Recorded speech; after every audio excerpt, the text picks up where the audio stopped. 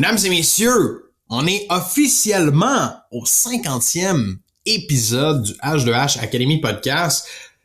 C'est un bon milestone pour nous, pour de vrai, parce que lorsqu'on a démarré ce podcast-là, on n'avait aucune idée d'où on s'en allait avec ça.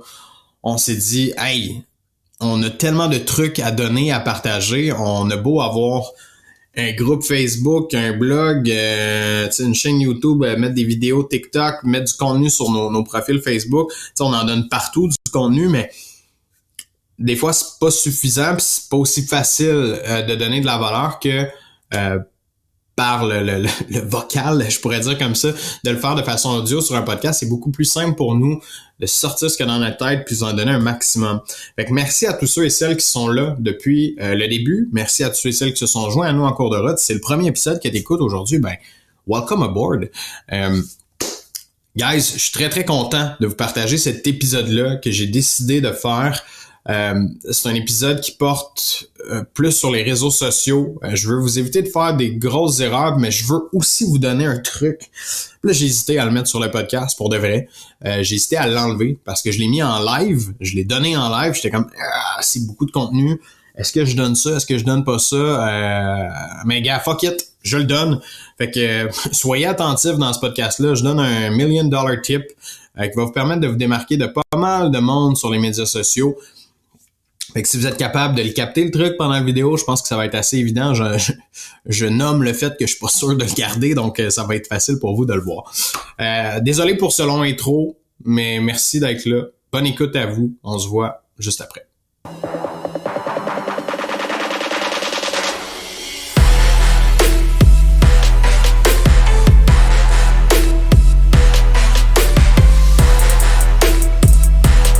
Donc, aujourd'hui, je veux vous parler des médias sociaux parce que, comme je le disais, je pense qu'en 2024, c'est super important de au moins maîtriser les bases sur les médias sociaux. C'est important d'avoir un bon fond pour ne pas faire n'importe quoi, ok? Parce que les médias sociaux, je vais t'apporter une vision, puis c'est un peu ma vision des choses. Les médias sociaux, c'est comme un jeu, ok? C'est un jeu, puis si tu veux arriver à gagner à la fin de la journée, il faut que tu comprennes les règles du jeu. Et tant aussi longtemps que tu ne comprendras pas les règles du jeu des médias sociaux, ben il y a des bonnes chances que tu poses des actions, je peux dire incohérentes, ou des actions qui vont pas t'amener de la clientèle, et voire même des actions qui vont te nuire dans ta business, dans ton marketing, dans ce que tu souhaites retirer des médias sociaux. Donc pour moi, c'est important de les reconnaître, de les repérer, ces mauvaises pratiques-là sur les médias sociaux, pour au moins être sûr qu'on joue avec les bonnes règles. Être sûr que si on me donne une main, ben j'utilise cette main-là que j'ai pour aller chercher le maximum de résultats possibles, que je me donne le plus de chances possible à vendre mon produit, mon service. Parce qu'on se le cachera pas, on n'est pas sur les médias sociaux pour faire de nous des influenceurs, on n'est pas là pour le fame ou quoi que ce soit. On est sur les médias sociaux parce que c'est une façon pour nous de générer de la clientèle, c'est une façon pour nous d'avoir une business qui prospère, une business qui est en croissance, puis finalement d'aider plus de gens, plus d'humains avec notre produit ou notre service qu'on a à vendre. Donc, il y a un point auquel je veux commencer, une règle du jeu qui est pour moi assez, je pourrais dire, ignorée de la plupart des gens. Mon écran devient blanc, là, je vais juste essayer de fermer ça en même temps. Donc, une règle du jeu qui est plus ou moins ignorée par la plupart des gens, c'est que les médias sociaux, c'est un endroit où est-ce qu'on retrouve absolument tout le monde, tous âges, toutes nationalités, pays différents. On a des gens de partout dans le monde, mais plus précisément, des gens qui ont des comportements d'achat différents, des gens qui ont des besoins différents, des gens qui ont des réalités différentes. Et la majorité d'entre nous allons commencer sur les médias sociaux en faisant une chose, c'est qu'on va essayer de s'adresser à tout le monde sur le web. Puis on le répète de différentes façons, là, ici dans nos podcasts, vous l'avez peut-être entendu précédemment, mais c'est pas une bonne stratégie que d'essayer de parler à 100% de la population. Parce que notre message s'efface, a moins d'importance, vient moins attirer notre clientèle cible. Si je vends des couches, ok, exemple très banal, mais si je vends des couches, puis j'essaie de vendre des couches à tout le monde, ben on s'entend-tu que l'ado de 18 ans, il y a beaucoup moins de chances qu'il y ait un enfant et qu'il ait besoin de couche que une mère ou des parents dans le fin vingtaine, début trentaine, OK? Je dis pas que c'est impossible, mais on s'entend qu'il y a plus de parents qui vont être entre le 25-35 que de parents qui vont être entre le 16 et 21 ans. C'est juste une statistique logique et normale. Donc, si moi je veux faire du bon marketing, ben je vais concentrer mes efforts, je vais concentrer mon marketing pour parler à ma clientèle cible. Puis le reste, je m'en fous. Je veux pas y parler nécessairement. Je veux pas qu'elle voie au pire mon contenu parce que c'est pas adressé pour cette clientèle-là. Puis l'impact que ça a de vouloir parler à tout le monde, de vouloir, je pourrais dire, avoir le plus de gens possible qui regardent qu'est-ce qu'on fait, qui like nos trucs, eh bien c'est que ça dilue notre message dans un bassin de gens, OK? Si vous savez pas comment fonctionne l'algorithme des médias sociaux, cours 101 très rapide, les gens qui interagissent, qui likent, qui commentent sur ton contenu, eh bien, ces gens-là sont repérés par exemple, Facebook. Facebook va dire, hey, ces gens-là, ils aiment vraiment ce contenu-là. Ils likent la page, ils interagissent là-dessus. Donc, qu'est-ce que je vais faire? Je vais leur présenter plus de contenu similaire à ça, parce qu'ils risquent de bien réagir. Faut pas oublier que Facebook, leur objectif, c'est que tu restes sur la plateforme le plus longtemps possible pour te montrer un maximum de publicité possible et faire un maximum de revenus possible à la fin de la journée. Donc, si moi, j'essaye de, par exemple, OK, prenons un exemple très concret. Aujourd'hui, on est le 8 janvier 2024. Par exemple, si je demande à tout le monde de venir liker ma page, comme qu'on le voit depuis les 3 derniers jours, ceux qui écouteront ça dans le futur vont dire « Ah si, oui, je me souviens de ce moment-là ». Bon, il y a une chaîne sur Facebook, tout le monde demande à tout le monde d'inviter leurs amis sur leur page, d'inviter leurs amis sur leur page professionnelle et d'aller liker la page professionnelle. Mais la réalité, c'est que tu vas pas nécessairement aider ton algorithme de Facebook, tu vas pas nécessairement aider ton marketing en invitant tout le monde sur ta page. Pourquoi? Parce que c'est pas tout le monde qui est propice d'acheter tes produits et tes services. Et là, plus que t'as de gens, et bien plus que Facebook est fucké. OK, eux autres, ils aiment ça, mais d'habitude, ils aiment jamais ces affaires-là. Faut-tu que je les rentre dans l'algorithme? Tu viens de, je pourrais dire, jouer contre l'intelligence artificielle qui faisait déjà un excellent travail à la base pour filtrer qui sont tes potentiels clients et qui ne le sont pas. Donc, essayez d'inviter tous tes amis, malheureusement, puis c'est plate, là. Essayez d'inviter le plus de gens possible sur ta page Facebook. Va pas nécessairement t'apporter plus de business. Ça se peut fortement même que ça vienne fucker un petit peu avec ton algorithme et que tes publications, le contenu que tu y mets, viennent se diluer à travers toutes ces personnes-là qui, eux, n'ont pas vraiment d'intérêt à acheter tes produits et tes services. Donc, ce point-là a été fait spécialement pour ce trend-là qu'on voit depuis 2-3 jours. Là. Vous vous connectez sur Facebook puis vous recevez à peu près 62 demandes à rejoindre des pages professionnelles.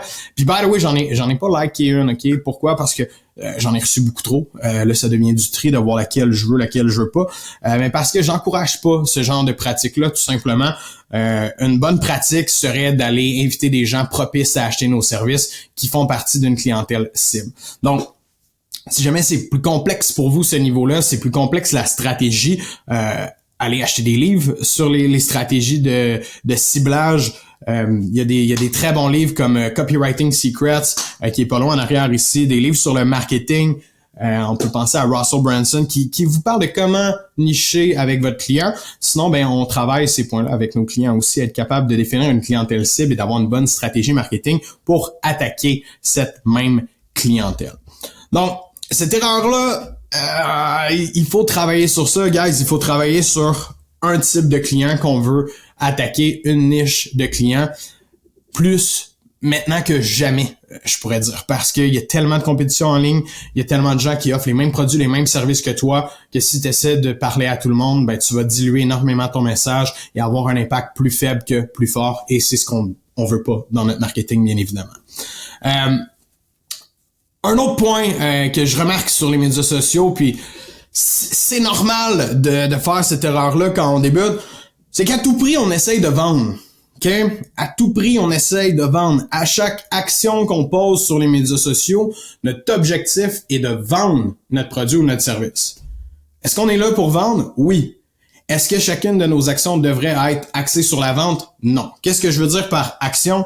Ça peut être une publication, un story, un commentaire que tu fais sous la publication de quelqu'un. Il y en a qui sont là, out to kill. Chaque fois qu'il y a une opportunité, hey, salut, moi j'offre ça, hey, moi j'ai ça. C'est correct. It's good, OK? Mais il faut comprendre que le consommateur est exposé à énormément de publicité, d'informations. Il a accès à aller sur Google, un claquement de doigts, trouver plein d'entreprises comme la tienne. Et notre rôle, c'est pas nécessairement juste de se mettre de l'avant, hein, de se mettre tout beau, tout fin, faire comme hey, regarde mon entreprise comme elle est belle, regarde moi comment je suis bon. C'est pas ça nécessairement notre rôle. Notre rôle, c'est d'apprendre à créer un lien avec les gens. Parce que oui, c'est ça les médias sociaux, c'est d'être capable de bâtir une communauté, une image de marque, des gens qui aiment ce qu'on fait pour les bonnes raisons, parce qu'ils voient tabarouette. J'aime l'entreprise, j'aime les gens derrière l'entreprise, hein, vous le remarquerez, on voyait pas ça si on recule de 20 ans, là, tu sais, qu'est-ce qui se passe derrière une entreprise. L'approche était différente, il y avait moins de compétition, on avait moins ce besoin-là d'appartenance à une marque, un produit. On avait plutôt un besoin d'achat, simplement qu'on venait régler. Puis là, je vais rapidement sur ça, on pourrait en parler longtemps là, du branding. Mais la réalité est que, à l'heure actuelle, si tu ne fais que vendre, et quand je dis que vendre, si tu fais une publication pour dire bonjour, je suis je sais pas, je fais du crédit bail, je peux t'aider avec tes prêts. Je suis conseiller financier, je peux t'aider à faire des placements ou avec tes assurances. Je suis courtier immobilier, je peux t'aider à vendre ta maison.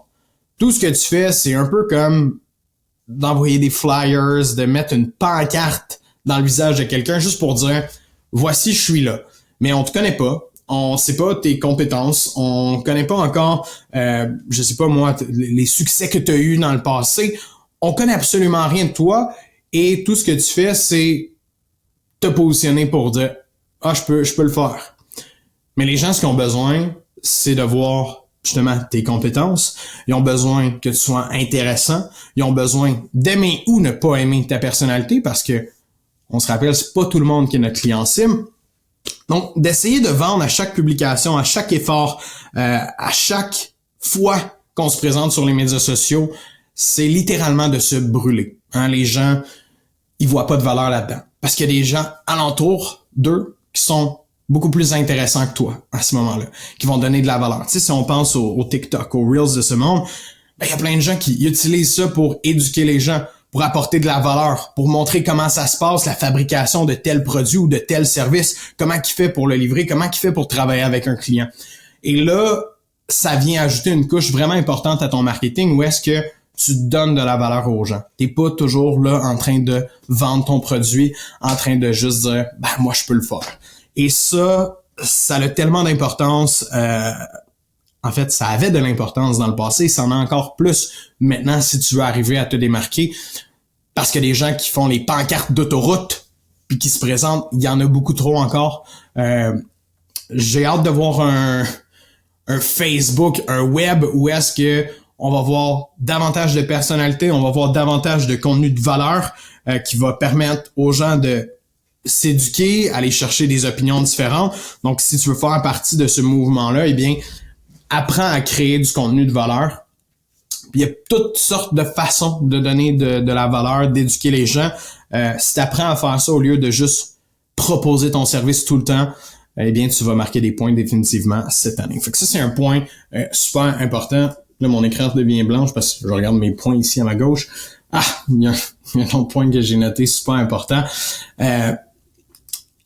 Beaucoup d'entre nous utilisons les outils qu'on a sur les médias sociaux. Puis il y a un outil particulier qu'on a parlé tantôt, qui est surutilisé, je pourrais dire, pour la valeur qu'elle apporte réellement à toi qui est propriétaire d'entreprise, qui est travailleur autonome, qui veut générer plus de clients.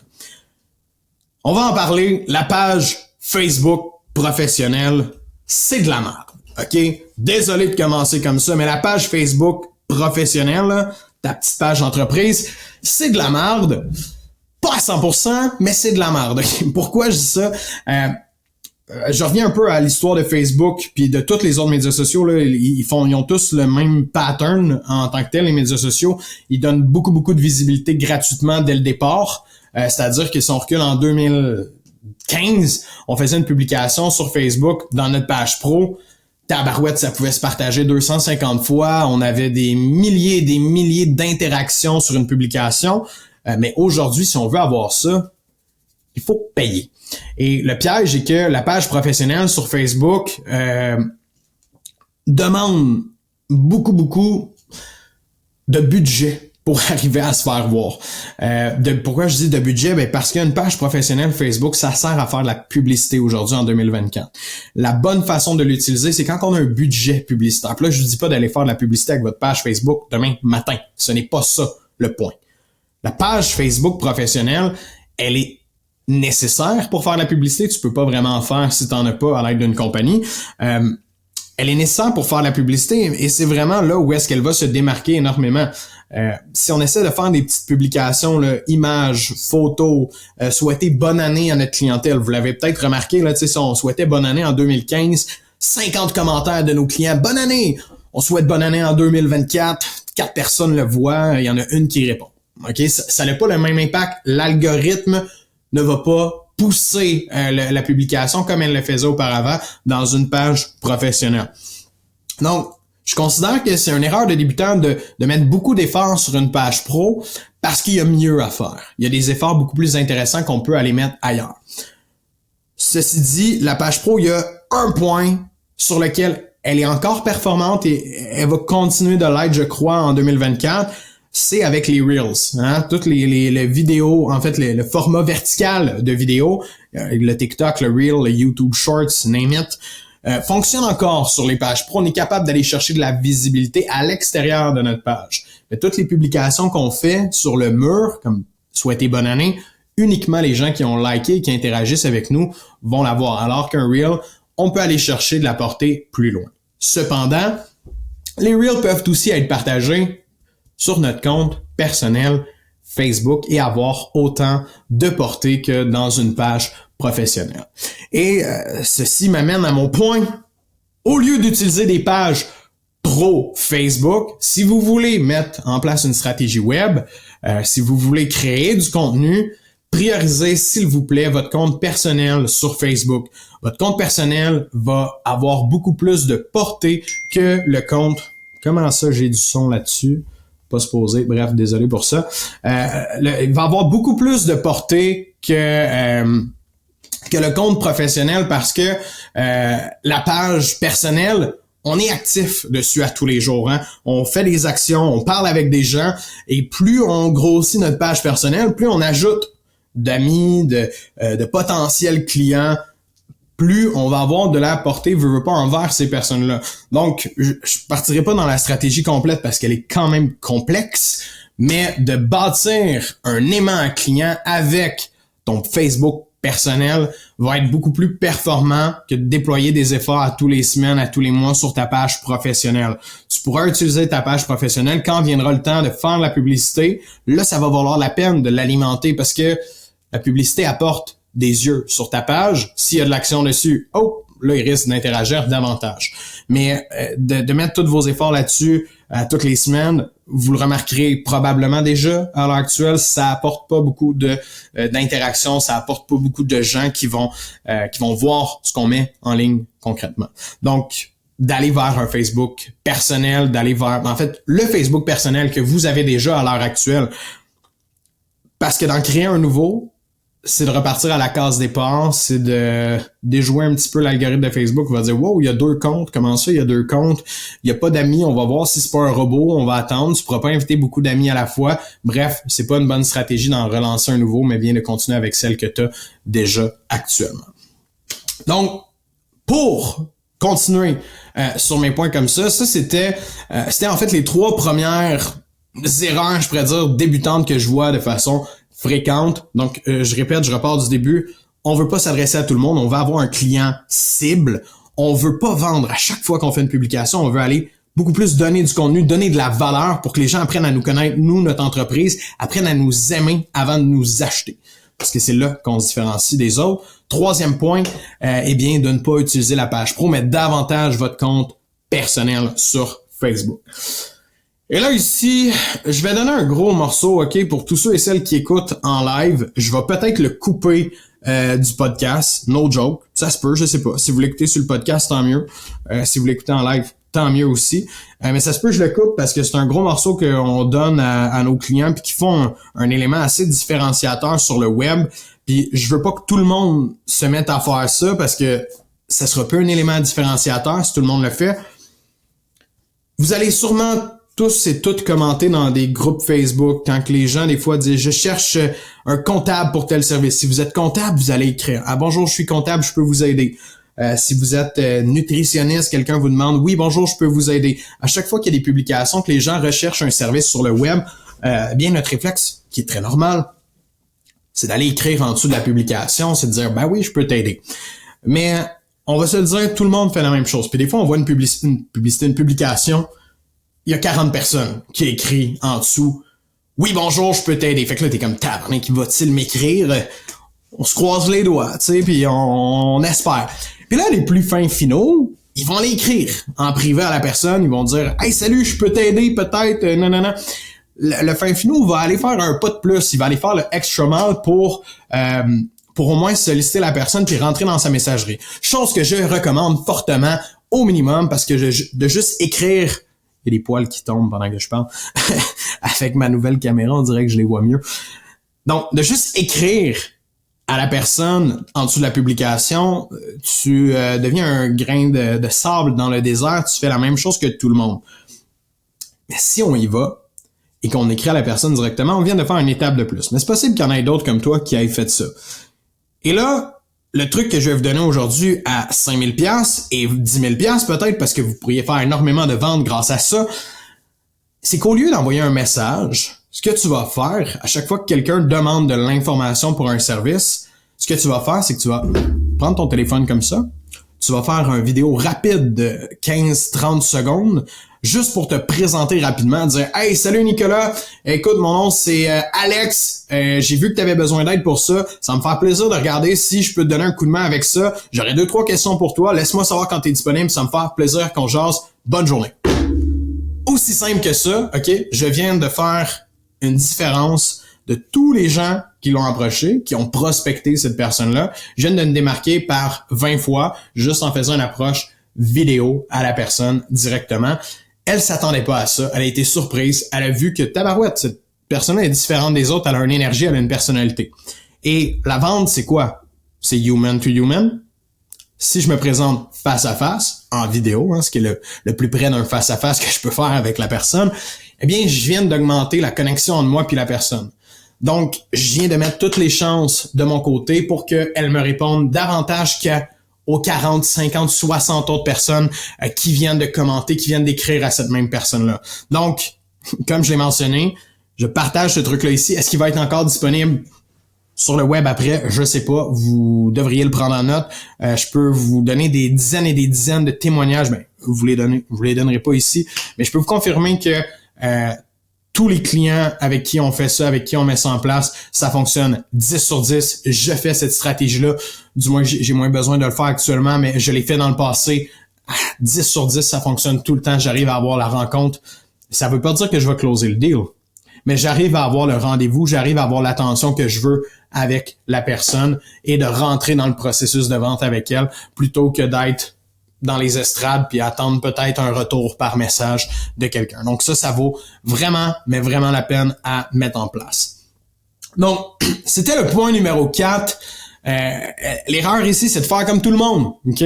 C'est simple, tout le monde écrit dans les commentaires, on veut pas écrire dans les commentaires comme tout le monde. Eh bien, on va écrire dans les commentaires, on va dire « Je t'écris en privé, je peux peut-être t'aider ». Et là, tu lui écris en privé immédiatement, tu lui envoies un message vidéo. Si cette personne-là n'est pas ton ami sur Facebook, ajoute-la en plus. Tu viens d'aller chercher un step de plus, bâtir une connexion encore plus forte avec la personne. Mon dernier truc, et non le moindre, pour éviter de faire des erreurs de débutant sur le web, je sais pas si c'est une erreur de débutant ou c'est une erreur de paresse. Peut-être des gens qui ont plus d'expérience même. Mais là, il faut en parler. Il faut arrêter de spammer, s'il vous plaît, dans la messagerie des gens qu'on ne connaît pas, pour aucune raison. OK? C'est-à-dire, je sais pas moi, t'as un robot, là, parce qu'on l'a vu dernièrement là, sur le web, il y a eu du monde qui vendait des services de robots Facebook, puis ça envoyait des messages à tout le monde, un message vraiment pas personnalisé, un message copié-collé au mieux, et qui offre des services en message. Bonjour, mon nom est Nicolas. On aide les entreprises avec ABCD pour nanana. Est-ce que tu serais intéressé à ce qu'on se rencontre? Ça, c'est la définition d'un spam, OK? C'est la définition d'un spam. Je prends ce message-là, je le copie, je l'envoie à 50, 100 personnes, puis j'espère que ça morde une fois sur 5, une fois sur 10, une fois sur 20. I get the feeling, là. J'ai cogné des portes, puis c'est un peu ça l'idée, là, en cognant des portes, là, des fois, je veux dire, il y a plein de gens qui vont dire non merci, j'en ai pas besoin, non merci, j'en ai pas besoin. Mais c'est pas la stratégie qui est mauvaise. C'est pas d'écrire aux gens en privé qui est mauvais.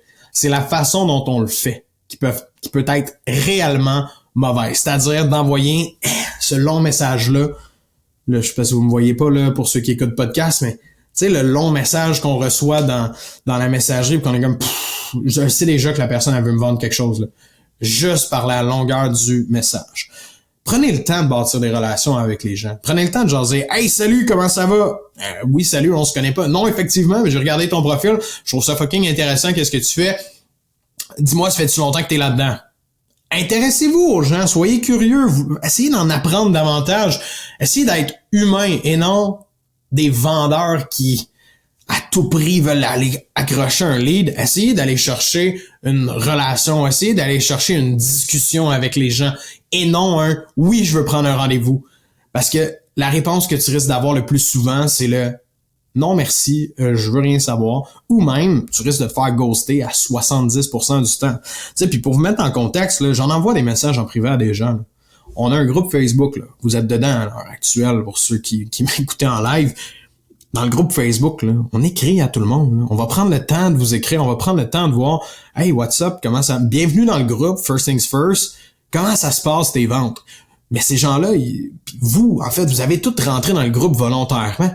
Vous avez tous vu de la valeur dans ce groupe-là, puis vous avez dit « J'ai le goût d'aller voir qu'est-ce qu'ils ont à faire. » Fait que vous me connaissez, je suis pas un inconnu, j'arrive pas de nulle part. Fait que je t'écrive un message, puis je te pose une question, c'est beaucoup moins impersonnel que d'écrire à la personne qui n'a aucune idée je suis qui et d'aller l'attaquer directement avec un long message de prospection. Peut-être que vous en voyez, là, moi j'en reçois dans Instagram, j'en reçois sur la page Facebook Pro, j'en reçois sur mon Facebook personnel à tous les semaines. J'en reçois des messages de prospection, puis pour de vrai, 90% d'entre eux, parce que je vais laisser une chance, mais 90-95% des messages que je reçois, c'est de la boîte. Je n'y réponds même pas, ou très peu. Parce que je vois pas de valeur dans l'approche que les gens ont. Ils essaient juste de me closer sur la première rencontre. Puis on le dit tout le temps, la prospection, c'est comme le dating. Tu vas pas aller voir un gars, une fille au bar, t'asseoir à côté, puis la première fois que tu vas lui dire, c'est « Hey, tandis qu'on couche ensemble à soir? » Of course que tu vas manger une claque sur la gueule. On est tous d'accord là-dessus. Fait que, prends pas cette stratégie-là qui fonctionne pas dans le contact humain-humain sur le web. Modifie ton approche, reste humain. C'est pas parce qu'il y a des automations, c'est pas parce qu'on est en 2024 qu'il y a de l'intelligence artificielle que les gens ne sont plus humains. Au contraire, on recherche plus que jamais le contact humain réel parce qu'on est tellement entouré de machines, de robots, de cochonneries qui nous font perdre cette essence-là qui est de la connexion humaine dans le temps que hey, tout le monde se déplaçait, on n'a plus ça. Fait que si on est capable de faire l'extra mile puis d'aller ramener un peu cette connexion humaine-là, les chances sont fortes qu'il y a une réaction positive et non négative dans la discussion. Oui, il y a des gens qui se sont, je pourrais dire, adaptés, qui sont rendus un peu des des creeps sociales, qui sont comme, j'ai plus le goût de parler à personne, je suis content de parler en message, je veux plus rien voir. Of course, il va toujours avoir des gens comme ça, puis il y en avait même avant. Mais aujourd'hui, de tout automatiser, ce n'est pas la bonne chose à faire. C'est pas parce qu'il y a des outils qu'on doit les utiliser au maximum. Faites attention à ça en vente. Il y a beaucoup de pièges dans la technologie qui font perdre le côté human to human. C'est déjà la fin du 50e épisode. Merci d'avoir écouté tout ce contenu avec moi. J'espère que ce sera fructifiant pour toi dans tes ventes. En fait, je devrais dire que ça va l'être si tu as pris ces trucs-là en note, si tu as pris mon Golden Nugget que j'ai laissé quelque part dans ce podcast. Définitivement, ça va te donner un coup de main. Petit update pour vous, pour nous. 2024 s'annonce une énorme année, mais on a décidé qu'on continue de faire les podcasts, même si ça nous prend quand même du temps dans notre horaire. Ça peut paraître banal, 1 heure, on fait ça en vidéo, c'est pas trop long. Mais tabarouette, on a beaucoup de demandes, beaucoup de coaching, beaucoup de rencontres avec des clients de façon journalière. Là. Nos agendas sont assez remplis à l'heure actuelle. Mais le podcast donne tellement de valeur. On veut continuer à en faire. On veut apporter des invités plus intéressants. Notre objectif, c'est de se libérer plus de temps dans l'horaire pour aller tourner des podcasts en studio, avoir des invités vraiment intéressants. On en a eu des très bons en 2023, mais j'aimerais ça en avoir d'autres encore pour 2024. Ça va se faire, je vous le confirme. J'aimerais ça avoir du temps pour aller tourner en studio. Je ne vous promets rien, mais on va faire l'effort de se dégager du temps pour y arriver, pour donner une plus belle qualité de podcast encore qu'en ce moment. Donc, guys, merci beaucoup. Bonne vente, bonne semaine, peu importe où est-ce que vous en êtes. À la prochaine.